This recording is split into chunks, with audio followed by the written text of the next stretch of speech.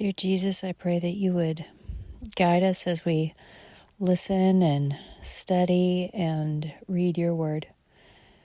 Pray that you would draw us into a deeper relationship with you, that the more we get, the more we hunger to know you. Amen. Genesis 39:1 through 41:16.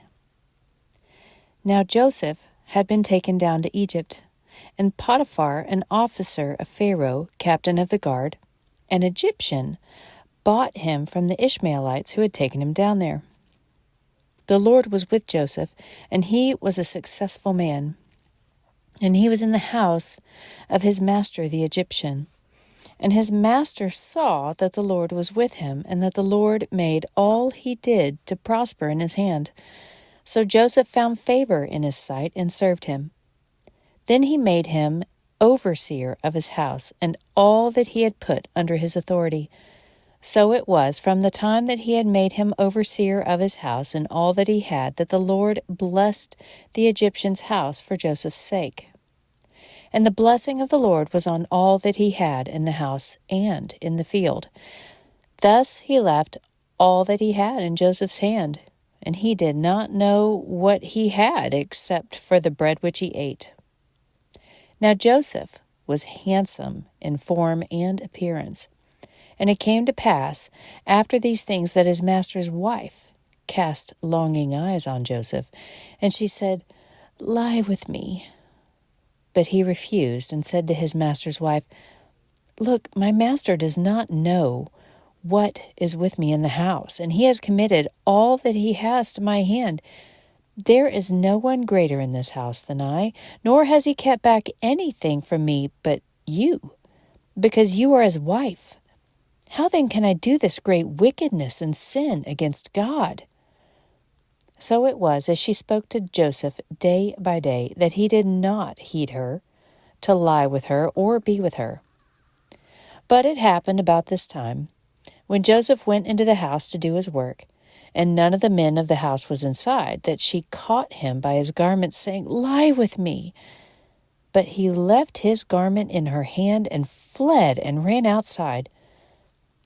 And so it was, when she saw that he had left his garment in her hand and fled outside, that she called to the men of her house and spoke to them, saying, "See, he has brought into us a Hebrew to mock us.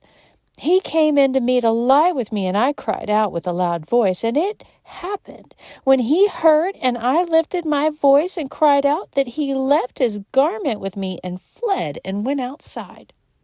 So she kept his garment with her until his master came home. Then she spoke to him with words like these, saying, "The Hebrew servant whom you brought to us has come in to me to mock me."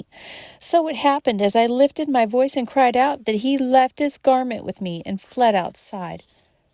So it was, when his master heard the words which his wife spoke to him, saying, "Your servant did this to me after this manner," that his anger was aroused. Then Joseph's master took him and put him into the prison, a place where the king's prisoners were confined, and he was there in the prison. But the Lord was with Joseph and showed him mercy, and he gave him favor in the sight of the keeper of the prison. And the keeper of the prison committed to Joseph's hand all the prisoners who were in the prison. Whatever they did there, it was his doing. The keeper of the prison did not look into anything that was under Joseph's authority, because the Lord was with him, and whatever he did, the Lord made it prosper. It came to pass after these things that the butler and the baker of the king of Egypt offended their lord, the king of Egypt. And Pharaoh was angry with his two officers, the chief butler and the chief baker, so he put them in custody in the house of the captain of the guard in the prison, the place where Joseph was confined. And the captain of the guard charged Joseph with them, and he served them. So they were in custody for a while. Then the butler and the baker of the king of Egypt, who were confined in the prison, had a dream, both of them, each man's dream in one night, and each man's dream with its own interpretation. And Joseph came into them in the morning and looked at them and saw that they were sad. So he asked Pharaoh's officers who were with him in the custody of his lord's house, saying, "Why do you look so sad today?" And they said to him, "We each have had a dream, and there is no interpreter of it." So Joseph said to them, "Do not interpretations belong to God? Tell them to me, please." Then the chief butler told his dream to Joseph and said to him, "Behold, in my dream a vine was before me, and in the vine were 3 branches. It was as though it budded, its blossoms shot forth, and its clusters brought forth ripe grapes. Then Pharaoh's cup was in my hand, and I took the grapes and pressed them into Pharaoh's cup and placed the cup in Pharaoh's hand." And Joseph said to him, "This is the interpretation of it. The 3 branches are 3 days. Now within 3 days Pharaoh will lift up your head and restore you to your place, and you will put Pharaoh's cup in his hand according to the former manner, when you were his butler. But remember me when it is well with you, and please show kindness to me. Make mention of me to Pharaoh, and get me out of this house. For indeed I was stolen away from the land of the Hebrews, and also I have done nothing here that they should put me into the dungeon." When the chief baker saw that the interpretation was good, he said to Joseph, "I also was in my dream, and there were 3 white baskets on my head. In the uppermost basket were all kinds of baked goods for Pharaoh, and the birds ate them out of the basket on my head." So Joseph answered and said, "This is the interpretation of it. The 3 baskets are 3 days. Within 3 days Pharaoh will lift off your head from you and hang you on a tree, and the birds will eat your flesh from you."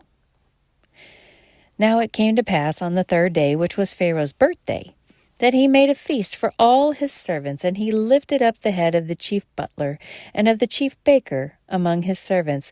Then he restored the chief butler to his butlership again, and he placed the cup in Pharaoh's hand. But he hanged the chief baker as Joseph had interpreted to them. Yet the chief butler did not remember Joseph, but forgot him. Then it came to pass at the end of 2 full years that Pharaoh had a dream, and behold, he stood by the river. Suddenly there came up out of the river 7 cows, fine-looking and fat, and they fed in the meadow. Then behold, 7 other cows came up after them out of the river, ugly and gaunt, and stood by the other cows on the bank of the river. And the ugly and gaunt cows ate up the 7 fine-looking and fat cows. So Pharaoh awoke. He slept and dreamt a 2nd time, and suddenly 7 heads of grain came up on one stalk, plump and good. Then behold, 7 thin heads, blighted by the east wind, sprang up after them, and the 7 thin heads devoured the 7 plump and full heads. So Pharaoh awoke, and indeed it was a dream. Now it came to pass in the morning that his spirit was troubled, and he sent and called for all the magicians of Egypt and all its wise men. And Pharaoh told them his dreams, but there was none who could interpret them for Pharaoh. Then the chief butler spoke to Pharaoh, saying, "I remember my faults this day. When Pharaoh was angry with his servants and put me in custody in the house of the captain of the guard, both me and the chief baker, we each had a dream in one night, he and I. Each of us dreamed according to the interpretation of his own dream. Now there was a young Hebrew man with us there, a servant of the captain of the guard, and we told him, and he interpreted our dreams for us. To each man he interpreted according to his own dream, and it came to pass, just as he interpreted for us, so it happened. He restored me to my office, and he hanged him." Then Pharaoh sent and called Joseph, and they brought him quickly out of the dungeon, and he shaved, changed his clothing, and came to Pharaoh.